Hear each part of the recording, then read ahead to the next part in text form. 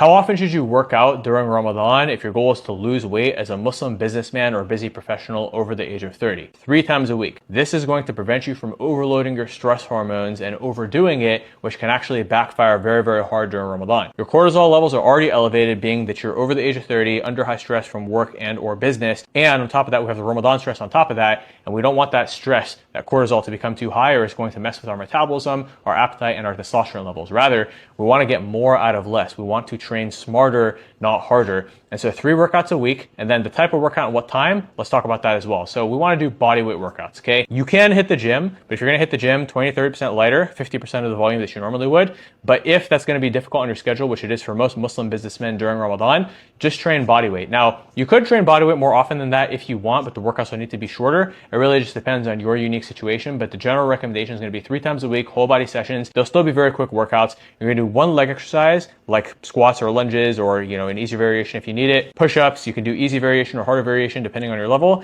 and then some type of pulling movement. Doesn't require dumbbells. If you have them, great, that can work really well. But you could also do standing swimmers, regular swimmers. There's a lot of different exercises that I teach that can help you to hit your back muscles too. Literally just do that, 1 set of abs, very, very easy. You can do 3 sets of each, 1 set of each. Very, very simple. The goal is just to retain muscle and keep our testosterone levels up during Ramadan. And it really doesn't take much. If you're a beginner, you barely need to do anything. And if you're more advanced, you're probably going to lean towards the higher end of what I just said, which is going to be sufficient for you just for the 4 weeks of Ramadan.